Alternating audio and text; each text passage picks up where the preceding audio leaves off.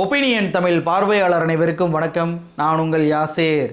நாம தான் ஆட்சிக்கு வந்துட்டோம்ல, இனிமேல் நம்மளை யார் கேள்வி கேட்க போகிறா, நாம் எது பண்ணாலும் யாருக்கும் தெரியாது அப்படின்னு சொல்லி தாவேக்கா மிதப்பில் இருந்தாங்க. ஆனால் இன்றைக்கி அந்த மிதப்பு பத்திரிகையாளர்களாலேயே உடைத்து எரியப்பட்டிருக்கு. அப்படி என்ன பத்திரிகையாளர்கள் சம்பவம் பண்ணாங்க, எப்படி இந்த தாவேக்கா மாட்டுச்சு, இது மட்டும் இல்லாமல் பாத்ரூம் போகும்போது அமைச்சர் ராஜ்மோகனும் வசமாக சிக்கியிருக்கிறார். இன்னொரு பக்கம் விஜய் அவர்கள் ஆட்சிக்கு வருவதற்கு முன்னாடி ஒரு வேஷம் போட்டது, இப்போ ஆட்சிக்கு வந்த உடனே அந்த வேஷம் கலைக்கப்பட்டிருக்கு. அப்படி அந்த என்ன வேஷம் கலைக்கப்பட்டுச்சு உள்ளிட்ட பல்வேறு விஷயங்களை இந்த வீடியோவில் விரிவாக வீடியோ ஆதாரத்தோடு பார்க்க போகிறோம். இந்த வீடியோவை முழுமையாக பாருங்கள். மறக்காமல் ஒப்பீனியன் தமிழ் சேனலை சப்ஸ்கிரைப் பண்ணிக்கோங்க. விஜய் பதவி ஏற்கும்போது பதவியேற்பு விழாவிலேயே என்னங்க சொன்னார், இந்த ஆட்சி ஒரு டிரான்ஸ்பரண்ட்டான ஆட்சியாக இருக்கும், எது நடந்தாலும் அது வெளிப்படைத்தன்மையோடு இருக்கும் அப்படின்னு சொல்லி சொன்னார். இதே மாதிரி தான் பார்த்தீங்கன்னா அமைச்சராக இருக்கக்கூடிய ராஜ்மோகன் அவர்களும் போன ஆட்சி இல்லைனா சட்டமன்றம் இருட்டடிப்பு செய்யப்பட்டுச்சு, நேரலையே பண்ணலை, ஆனால் எங்களோட ஆட்சியில் முழுக்க நேரலை பண்ண போகிறோம், எங்களுடைய ஆட்சி டிரான்ஸ்பரண்ட் ஆட்சி அப்படின்னு சொல்லி சொன்னார். உண்மையிலே சென்ற ஆட்சியில் சட்டமன்ற நேரலை இருட்டடிப்பு செய்யப்பட்டுச்சா அப்படின்னு சொல்லி கேட்டால் எனக்கு ஒரு கேள்வி வருது. என்ன, கரூர் விஷயத்தில் முதலமைச்சர் எப்படி ஏன் மேலே பழிய போடலாம், சட்டமன்றத்திலேயே ஏன் மேலே பழிய போட்டு ஸ்டாலின் அவர்கள் பேசியிருக்கிறார் அப்படின்னு சொல்லி தேர்தல் பிரச்சாரத்தில் போகிற இடத்துலலாம் விஜய் குற்றச்சாட்டு வச்சார். அப்போ சட்டமன்றம் இருட்டடிப்பு செய்யப்பட்டுச்சு அப்படின்னா எதை பார்த்து விஜய் சட்டமன்றத்தில் ஸ்டாலின் இப்படி பழி போட்டதை சொன்னார்? அப்போ உங்கள் தலைவரே சட்டமன்றம் பார்க்கக்கூடிய அளவுக்கு சட்டமன்ற நேரலை நடந்திருக்கு அப்படின்றத ஒப்புக்கொள்கிறீங்களா? சரி, அதை கூட விட்டுருங்க, அது எதிர்க்கட்சியின் மீது வைக்கக்கூடிய குற்றச்சாட்டு. இவர் என்ன சொன்னார், டிரான்ஸ்பரண்ட்டாக இருக்கும், நேரலை இருட்டடிப்பே செய்யப்படாதுன்னு சொன்னார். ஆனால் மறுநாளே இருட்டடிப்பு செஞ்சுருக்கிறாங்க. ஆளுநர் உரை மீதான தீர்மானத்தின் போது எதிர்க்கட்சிகள் பேசுனதற்கு பதில் தெரியாமல் தாவேக்கா திருன்னு முழிச்ச அத்தனையுமே இவர்கள் நேரலை செய்யாமல் துண்டிப்பு பண்ணியிருக்கிறாங்க. வெறுமனே நேரலை செய்யாமல் துண்டிப்பு மட்டும் பண்ணலை, இவங்க இஷ்டத்திற்கு அதை எடிட் பண்ணி மீடியாக்களுக்கு தனித்தனி வீடியோக்களாக துண்டு வீடியோக்களாக கொடுத்ததும் இப்போ அம்பலமாயிருக்கு. சட்டமன்றத்துடைய ஆவணங்கள் திருத்தப்பட்டிருப்பது இதன் மூலமாக தெரிய வந்திருக்கு. ஆளுநர் உரை மீதான தீர்மானத்தின் போது திமுக சார்பாக சிவசங்கர் அவர்களும் ஆஸ்டின் அவர்களும் பேசினாங்க. மாமக சார்பாக ஜவாஹிர்லா அவர்கள் பேசினார். அதிமுக சார்பாக பார்த்தீங்க அப்படின்னா மோகன் அவர்களும் சம்பத்குமார் அவர்களும் பேசினார். இவங்கெல்லாம் என்ன கேள்வி கேட்டாங்க? சிவசங்கரை பொறுத்த வரைக்கும் இப்போ உங்களுக்கு வெளியான வீடியோ மக்கள் பார்த்துருப்பீங்கல்ல, அதில் என்ன இருக்குது, அட்லியை பற்றி சிவசங்கர் பேசினார், அட்லிக்கும் சட்டமன்றத்திற்கும் என்ன சம்பந்தம்னு சொல்லிட்டு ராஜ்மோகன் பதிலடி கொடுத்தார். இப்படி தான் நீங்கள் மீடியாவில் பார்த்துருப்பீங்க. ஆனால் உண்மையிலே என்ன நடந்துச்சு தெரியுமா? அட்லியை பொறுத்த வரைக்கும் பொதுவாக மக்கள் என்ன பேசுகிறாங்க அப்படின்னா, அவர் பல்வேறு ஹிட்டு காட்சிகளை பூரா வெவ்வேறு சினிமாவில் இருக்கக்கூடிய ஹிட்டு காட்சிகளை மட்டும் எடுத்து தனி சினிமாக இவர் எடுப்பார், அவர் காப்பி அடிப்பார் அப்படின்ற ரீதியில் ஆளுநர் உரையில் நீங்கள் அதே மாதிரி தான் திமுகவுடைய சாதனையை காப்பி அடிச்சிருக்கிறீங்க. எப்படி அட்லி படத்தை காப்பி அடிப்பாரோ அதே மாதிரி நீங்கள் திமுகவுடைய சாதனையை காப்பி அடிச்சிருக்கிறீங்க அப்படின்றது தான் சிவசங்கர் அவர்கள் பேசியது.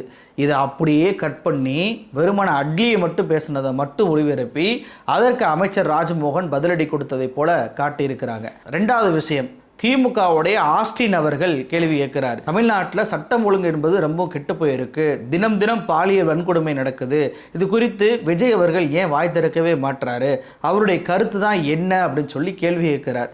இதற்கு சம்பந்தப்பட்ட துறை அமைச்சர் யார்? விஜய் தான். ஏன்னா அவர் தான் உள்துறை அமைச்சர். அப்போ அவர் எழுந்து இதற்கு பதில் சொல்வார்னு பார்த்தா சம்பந்தமே இல்லாத பொதுப்பணித்துறை அமைச்சராக இருக்கக்கூடிய ஆதவ அர்ஜுனா எழுந்து பதில் சொல்கிறாரு. என்ன பதில் சொன்னார் அப்படின்னா, எங்கள் சிஎம்மை எங்கே பேசணுமோ எப்போ பேசணுமோ அப்போ தான் பேசுவார், கொளத்தூரில் 5 நிமிஷம் பேசுனதுக்கே என்ன ஆனது என்று திமுகவினருக்கு தெரியலையா அப்படின்னு சொல்லி கேட்குறாரு. இதனால் திமுகவினருமே கொந்தளித்தாங்க அப்படின்ற செய்தி மட்டும்தான் காட்டப்பட்டிருக்கு. நான் ஆதவ அர்ஜுனாவை பார்த்து ஒரு கேள்வி கேட்குறேன், தாவேக்காவை பார்த்தும் ஒரு கேள்வி கேட்குறேன். சட்டம் ஒழுங்கு அதே போல் பெண்களுடைய பாதுகாப்பு குறித்து ஒரு கேள்வி எழுப்புனா அதற்கு உரிய பதிலை கொடுக்கணும். சம்பந்தமே இல்லாமல் கொளத்தூரில் ஸ்டாலின் அவர்கள் தோல்வியை பற்றி எதற்காக சொல்கிறீங்க? சரி, திமுகவுடைய அந்த உணர்வுகளை தூண்டணும், அவங்களுக்கு டென்ஷன் ஆக்கணும் அப்படின்ற அந்த பார்வையிலே நீங்கள் கேள்வி கேட்டாலும் கூட ஒரு விஷயம் மட்டும் எனக்கு சொல்லுங்கள். அதாவது ஸ்டாலின் அவர்களை தோற்கடிக்கவும் திமுக அவர்களை தோற்கடிக்கவும் தான் உங்களுடைய விஜய் அவர்கள் வாய் திறந்து பேசுவாரா? பெண்களுடைய பாதுகாப்பு பற்றி வாய் திறந்து பேச மாட்டார். சாதி ஆணவ படுகொலை நடக்கும்போது வாய் திறந்து பேச மாட்டார். நாடெங்கும் கொலைகள் நடக்கும் போதும் வாய் திறந்து பேச மாட்டார். தமிழ்நாட்டுக்கு எதிரான பல்வேறு திட்டங்களை பாஜக பூத்தினாலும் கூட வாய் திறந்து பேச மாட்டார். எப்போதும் விஜய்க்கு மக்கள் மீதான அக்கறையில் வாய் திறந்து பேச மாட்டார். எப்போதெல்லாம் ஸ்டாலினை வீழ்த்த வேண்டுமோ, எப்போதெல்லாம் திமுகவை வீழ்த்த வேண்டுமோ, அப்போது மட்டும்தான் எங்களுடைய தலைவர் வாய் திறப்பார் அப்படின்னு சொல்லிட்டு ஆதவ அர்ஜுனா சொல்ல வராரா? ஏன்னா நீங்க தானே சொல்றீங்க 5 நிமிஷம் பேசினதுக்கே என்னாச்சு அப்படின்னு சொல்லிட்டு. அப்போ உங்களுடைய ஸ்டேட்மெண்ட்டை மிக தெளிவாக சொல்வது மக்கள் பிரச்சனை குறித்து விஜய் அவர்கள் வாய் திறக்க மாட்டார் அப்படின்னு சொல்லி. அடுத்து எம்எல்ஏ சம்பத்குமார் ஒரு கேள்வி கேட்கிறார். இதெல்லாம் வரலங்க நேரலையில். அதில் அவர் என்ன கேட்குறாருன்னா, 2500 ரூபா எப்போங்க தருவீங்க அப்படின்னு சொல்லிட்டு ஒரு கேள்வி கேட்குறார். வாக்குறுதியெல்லாம் எப்போ நிறைவேற்றுவீங்கன்னு கேட்குறார். இந்த 2500 ரூபாய்க்கும் அவர் சொன்ன அந்த வாக்குறுதிக்கும் பதில் சொல்ல வேண்டிய இடத்தில் இருப்பவர் யாருன்னு கேட்டிங்கன்னா, கூட்டுறவுத்துறை அமைச்சராக இருப்பவரும் சமூக நலத்துறை அமைச்சராக இருப்பவரும் தான். ஆனால் இந்த 2 பேர் நேற்றைக்கு வாய் திறக்கவே இல்லை. ஆனால் சம்பந்தமே இல்லாத பள்ளிக்கல்வித்துறை அமைச்சராக இருக்கக்கூடிய ராஜ்மோகனும் ஆதவ அர்ஜுனா மட்டும் எழுந்து நின்று பதில் சொல்கிறாங்க. எனக்கு இதில் என்ன கேள்வி வருதுன்னா, 2 நாள் பயிற்சி கொடுக்க போகிறோம் அப்படின்னு சொன்னீங்களே, அந்த 2 நாள் பயிற்சியில் அப்படி என்ன தான் கொடுத்தீங்க? ஏன் துறை சார்ந்த அமைச்சர்கள் யாருமே பதில் கொடுக்க மாட்டாங்களா? சிஎம்ஏ அவர் துறை சார்ந்து பேச மாட்டாரே. ஒரு கைதட்டுவதை கூட சபாநாயகர் சொல்லி தான் செய்யக்கூடிய நிலைமை என்பது சட்டமன்றத்தில் பார்க்க முடிஞ்சா இல்லையா? விஜய் பேசுகிறாருங்க, அவர் கைதட்டணும் என்பதற்காகவே ஒரு இடத்துல அமைதியாக நிற்கிறார். ஆனால் ஒரு பயம் அங்கே கைதட்டவே இல்லை. எந்த எம்எல்ஏவும் கைதட்டாமல் அமைதியாக இருந்தோடனே சட்டமன்றத்துறை சபாநாயகர் கையை தட்டுங்கன்னு சொல்லி சைகை காட்டுறார். அதை பார்த்து தாவேக எம்எல்ஏக்கள் அதன் பின்பு கைதட்டுறாங்க, மேஜையை தட்டுறாங்க. அப்போ இந்த அடிப்படை விஷயம் கூட உங்களுக்கு தெரியவில்லை என்றால் 2 நாள் பயிற்சி உங்களுக்கு அப்படி என்னதான் கொடுக்கப்பட்டுச்சு அப்படின்ற கேள்வி வருது. இந்த 2 நாள் பயிற்சி கொடுத்தும் இவர்களுக்கு வேஸ்ட்டு. ஏன்னா இந்த சபாநாயகர் அந்த பயிற்சியுடைய துவக்க விழாவில் என்ன பேசினார்? இப்போ சட்டமன்றத்தில் கண்ணியத்தோடு நடந்துக்கிறோம், நீங்கள் பேசுவதை மக்கள் பார்ப்பாங்க. ஆட்சி மாற்றம் கூட சட்டமன்றத்தால் நடந்திருக்கு, அதில் பார்க்கக்கூடிய சம்பவங்களால் நடந்திருக்கு அப்படின்னு சொல்லிட்டு எச்சரிக்கை விடுத்தார். ஆனால் உள்ள என்ன தெரியுமா நடந்திருக்கு? தாவேகாவுடைய எம்எல்ஏ ஆட்டோ டிரைவர்னு சொல்லிட்டு மக்களை ஏமாற்றி ஓட்டு வாங்கினாரே விஜய் தாமு, இவர் தன்னுடைய இருக்கையிலிருந்து எழுந்து எதிர்க்கட்சியினரை பார்த்து கை நீட்டி பேசியிருக்கிறார். உடனே தாவேகாவுடைய எம்எல்ஏக்கள் அத்தனை பேருமே அவரை பிடிச்சு அவருடைய இருக்கையில் உட்கார வச்சிருக்கிறாங்க. இது எதுவுமே நேரலையில் வரல. ஆனால் எது நேரலையில் வந்துச்சு அப்படின்னா, இவர் இப்படி கை நீட்டி பேசியதற்காக திமுகவுடைய உறுப்பினர்கள் எழுந்து நின்று உட்காரு, எதுக்கு எந்திரிக்கிற, எங்களுக்கு பேச தெரியும் அப்படின்னு சொல்லிட்டு எழுந்து நின்று கை காட்டக்கூடிய அந்த வீடியோ மட்டும் வெளியே வருது. அதற்கு அமைச்சராக கூடிய ராஜ்மோகன் பேசக்கூடியது மட்டும் வருது. என்ன பேசுகிறாரு? நாங்களும் இது போன்ற நடந்துக்கிடுவோம், கண்ணியம் இல்லாமல் நடந்துக்கிட்டு இருக்கிறீங்க, விஜய் கண் காட்டினா போதும் நாங்கள் இது போன்று நடப்போம் அப்படின்னு சொல்லிட்டு அவர் அந்த பதிலடி கொடுப்பதை மட்டும் வெளியிடுறாங்க சட்டமன்றத்தில். ஒரு மீடியாவுக்கு சட்டமன்றத்தில் நடக்கக்கூடிய செய்தி என்பது நேரலை மூலமாக மட்டும்தான் வீடியோ கிடைக்கும்.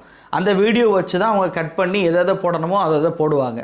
ஆனால் நேரலையில் இருட்டடிப்பு செய்யப்பட்ட சம்பவங்கள் அத்தனையுமே எப்படி மீடியாக்களுக்கு அன்றைக்கு இரவும் அதே போல் மறுநாள் காலையிலும் கிடைச்சிச்சு. இரவோடு இரவாக எப்படி இந்த சம்பவம் என்பது நடந்துச்சு. அப்போ சட்டமன்றத்தில் இவங்க ரெக்கார்டு பண்ணியிருக்கிறாங்க நடக்கக்கூடியதை, ஆனால் அதை ஒளிபரப்பு மட்டும் பண்ணலை அப்படின்றது தெரியுதா? அப்போ ஒளிபரப்பு பண்ணாததை எடிட் பண்ணி, அதாவது விஜய் தாமு ஓடி அடிப்பதை போல், அந்த பாய்வதை போல் இருக்கக்கூடிய காட்சிகள், அதே போல் சிவசங்கர் பேசின முழு வீடியோ இல்லாதது, ஆஸ்டின் எம்எல்ஏ கேட்ட கேள்வி முழு வீடியோ இல்லாதது, அதிமுகவுடைய எம்எல்ஏ கேட்ட கேள்வி இல்லாதது அப்படின்னு சொல்லிட்டு எதுவுமே இல்லாமல் வெறுமனை வெட்டி ஒட்டி அதற்கு அமைச்சர்கள் பதிலடி அப்படின்ற வீடியோ மட்டும் எப்படி இந்த மீடியாக்களுக்கு கிடைச்சிச்சு? அப்போ தாவேகா தான் திட்டமிட்டு சட்டமன்றத்துடைய ஆவணத்தை கட் பண்ணி கொடுக்குறாங்க. என்ன இருக்கோ உள்ளது உள்ளபடி கொடுக்கணும்ல, அதை செய்யாமல் ஏன் கட் பண்ணுறீங்க? இது குறித்து இன்னைக்கு பள்ளிக்கல்வித்துறை அமைச்சராக இருக்கக்கூடிய ராஜ்மோகன்கிட்ட போய் கேள்வி கேட்டால் அவர் என்ன தெரியுமா சொல்கிறாரு? ஏங்க, உங்களைப் போல தான் நானும் நேரலையில் பேசிக்கிட்டு இருக்கிறாங்க நினச்சிக்கிட்டு பேசிக்கிட்டு இருந்தேன். ஆனால் நான் பாத்ரூம் போவதற்காக வெளியே போகும்போது தான் நேரலை கட் பண்ணதே எனக்கு தெரியும் அப்படின்றாரு. நேரலை போய் கொண்டு இருக்குன்ற நம்பிக்கையில் தான் நானும் உள்ள ரொம்ப நேரம் பேசிக்கிட்டு இருந்தேன். அப்புறம் இடையில வெளியில நான் ரெஸ்ட் ரூம் வரும்போது தான் அப்புறம் சொன்னாங்க, அங்க இருந்த காவலாளிகள்லாம் ரொம்ப நல்லா பேசுறீங்கய்யா அப்படிலாம் பாராட்டி சொல்லிட்டு லைவ் போல இருக்கு அப்படின்னாங்க. அப்புறம் நான் போய் உள்ள விசாரித்து நான் ஏற்கனவே சொன்னதுதான், இது டெமோக்ரஸியில இதை போன்ற சட்டமன்ற நிகழ்வுகள்லாம் நேரலையில் தொடர வேண்டும் என்பதுதான் நிலைப்பாடு. சம்பந்தப்பட்ட துறை அதிகாரிகள் அனைவரோடும் பேசி மிச்சம் இருக்கக்கூடிய நாட்கள்ல நேரலை தொடரும் என்பதுதான் எங்களுடைய நிலைப்பாடு. என்னங்க இது ஒரு லாஜிக்கான பேச்சாங்க? இவர் அமைச்சராக இருக்கக்கூடிய ஒரு நபர், ஆளுங்கட்சி சொல்லாமல் சபாநாயகரோட உத்தரவு இல்லாமல் அந்த நேரலையை கட் பண்ணக்கூடிய அதிகாரம் அதிகாரிகளுக்கு இருக்கா? அப்படி கட் பண்ணாங்க அப்படின்னா அந்த அதிகாரியோடைய வேலை போயிடாதா? அப்போ இவங்க என்ன சொல்ல வர்றாங்க? எங்களுடைய கட்டுப்பாட்டில் அதிகாரிகள்லாம் இல்லை, அவங்க இஷ்டத்துக்கு அவங்களே முடிவெடுத்து அவங்களே நேரலையை கட் பண்ணுறாங்க, எங்களுடைய ஆட்சி அதிகாரிகளோட ஆட்சி தான், எங்களுக்கும் அதுக்கு சம்மந்தம் இல்லை, நாங்கள் எல்லாம் தத்தியாக தான் இருக்கோம், நாங்கள் அமைச்சருக்கே தகுதி இல்லாதவங்க அப்படின்னு சொல்லிட்டு விஜய் அவர்களும் அப்போ அமைச்சராக இருக்கக்கூடிய ராஜ்மோகன் அவர்களும் வெளிப்படையான ஸ்டேட்மெண்ட் கொடுக்குறாங்களா? அப்போ இதெல்லாம் நீங்கள் சொல்வதையெல்லாம் நம்புவதற்கு மக்கள் என்ன முட்டாளாக இருக்கிறாங்களா? சரி, ரெஸ்ட் ரூம் போகும்போது தான் உங்களுக்கு தெரியுது, எந்த அதிகாரியும் பார்த்து நடவடிக்கை ஏதாவது எடுத்தீங்களா? அந்த நடவடிக்கை எடுத்த அந்த காப்பி ஏதாவது மக்கள் மன்றத்தில் காமிச்சிங்களா? இல்லை இந்த அதிகாரி சஸ்பெண்ட் ஆனார் அப்படின்ற செய்தியாவது கொடுத்தீங்களா? ஒன்றுமே எடுக்கலையே. அப்போ அதுவே வடிகட்டுன பொய்ன்னு தெரியுதா? ஆட்சிக்கு வந்த ஒரே மாதத்திலேயே சட்டமன்றத்துடைய நேரலையை இருட்டடிப்பு பண்ணுறாங்க. அதுவும் இருட்டடிப்பு பண்ணாலும் பரவாயில்ல, சட்டமன்றத்தில் பதிவான ஆவணத்தையே வெட்டி ஒட்டி திருத்தி மீடியாக்களுக்கு ஹைப் ஏற்றுறதுக்கு வீடியோவாக கொடுக்குறாங்க. திமுக தான் வந்து அங்கே தோற்று போச்சு, தாவேகா தான் ஜெயிச்சிச்சு, பாருங்கள் திமுகவினர் கண்ணியமாக நடக்க மாட்டுறாங்க, தாவேகா அமைச்சர் பதிலடி கொடுத்துட்டாரு பாருங்கள், இப்படியான விஷயங்களை நெரேட்டிவை செட் பண்ணணும் என்பதற்காகவே சட்டமன்றத்துடைய ஆவணங்கள் எடிட் செய்யப்படுது. ஏற்கனவே நான் முதல்வன் திட்டத்தை அவங்க பேரை மாற்றினதோடு மட்டும் இல்லாமல் மே 15க்கு முன்னாடி இருந்த அத்தனை ஆவணங்களையும், அந்த டேட்டாஸ் அத்தனையுமே ஃபேஸ்புக்லேருந்து நீக்கியிருக்கிறாங்க, அழிச்சிருக்கிறாங்க, சமூக வலைதளத்திலேருந்து நீக்கப்பட்டிருக்கு. அப்படின்னா அதெல்லாம் ஆவணங்கள் இல்லையா? அப்போ ஆவணங்களை அழித்து அதே மாதிரி இப்போ சட்டமன்றத்துடைய ஆவணங்களை அழிக்க ஆரம்பிச்சிருக்கிறாங்க. ஏற்கனவே சட்டமன்றத்துடைய மரபை இவங்க நீக்கியிருக்கிறாங்க, இப்போ சட்டமன்றத்துடைய ஆவணத்தையும் இவங்க நீக்கி இருப்பது சட்டமன்றம் இவங்கள்ட்ட கிள்ளுக்கீரியாக பயன்படுத்தப்படுதா, அதோடைய கண்ணியம் கூட இவர்களுக்கு தெரியவில்லையா அப்படின்ற கேள்வி தான் கேட்க தோணுது. சரிங்க, நேரலையில் அவங்க ஒளிபரப்பவே இல்லை, மீடியாவில் இப்படியான செய்திகள் தான் வந்துச்சு, உங்களுக்கு மட்டும் எப்படி இப்படி நடந்ததெல்லாம் தெரியும் அப்படின்ற கேள்வி கேட்குறீங்களா? இங்கே தான் தாவேக்கா அம்பலப்பட்டு போனாங்க.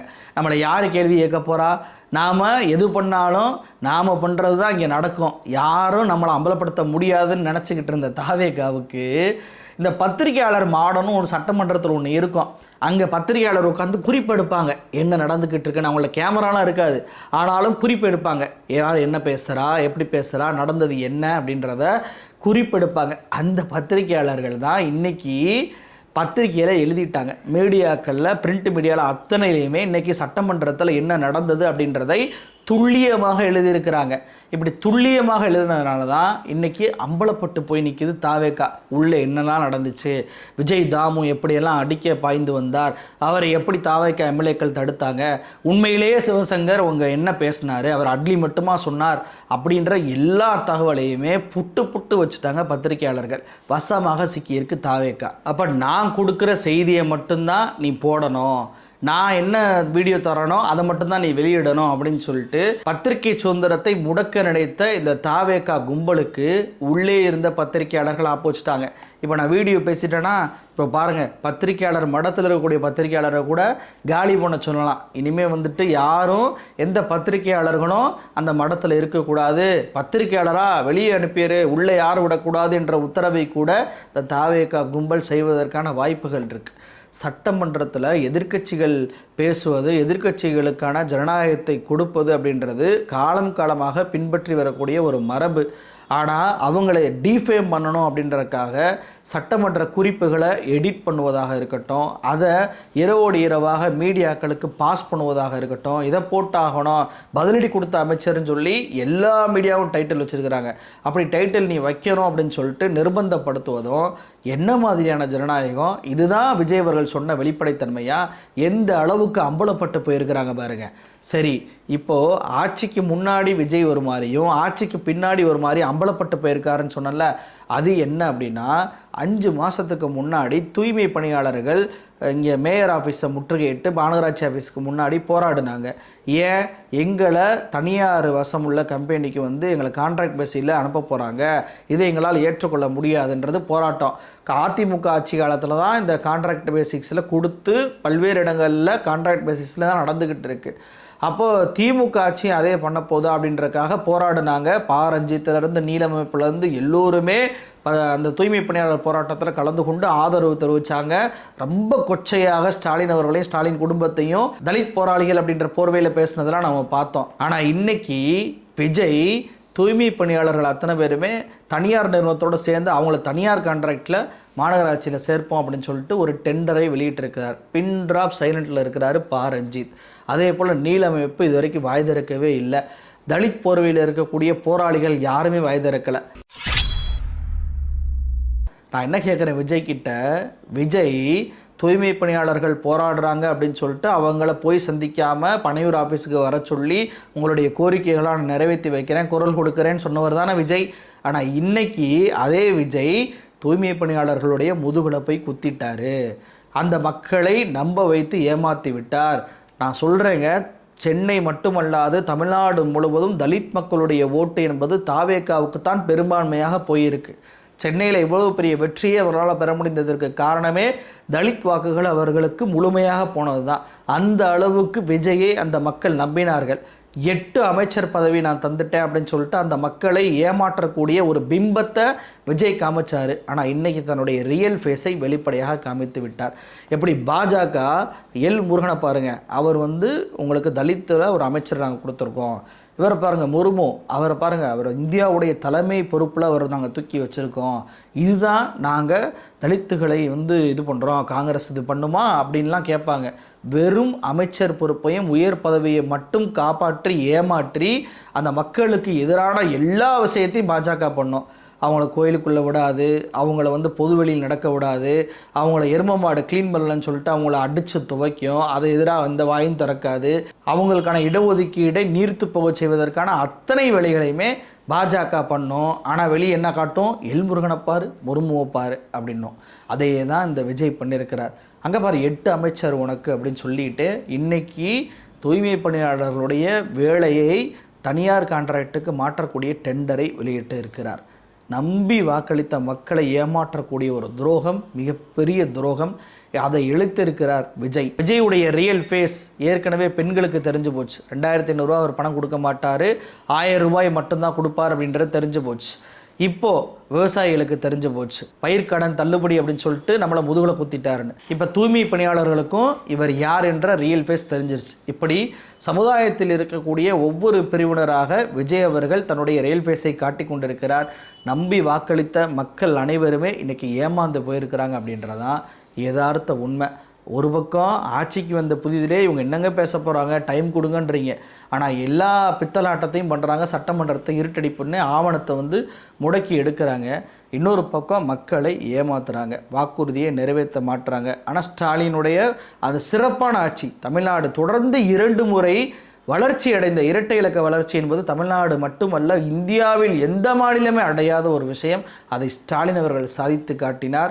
எண்ணற்ற மக்கள் நலத்திட்டங்களை அவர் கொண்டு வந்தார். ஆனால் அந்த ஆட்சியை டிஃபேம் பண்ணி அது ஏதோ மோசமான ஆட்சியை போல ஒரு நெரேட்டிவை செட் பண்ணி அந்த ஆட்சியை தொடர விடாமல் தடுத்து இன்னைக்கு குறைந்தபட்சம் அந்த ஆட்சியில் உள்ள திட்டங்களையாக செயல்படுத்துவார் என்று பார்த்தால் அதையும் நீர்த்து போக பண்ணக்கூடிய வேலையை செய்து கொண்டு மக்களை வாட்டி வதைக்கக்கூடிய எல்லா வேளையிலும் பாஜகவுடைய ஜெராக்ஸ் காப்பியை போல அந்த ஆட்சி என்பது தமிழ்நாட்டில் தற்போது நடந்து கொண்டிருப்பது அப்படின்றது தான் இன்றைக்கி என்னுடைய எல்லோருடைய பார்வையாக இருக்குது. நன்றி.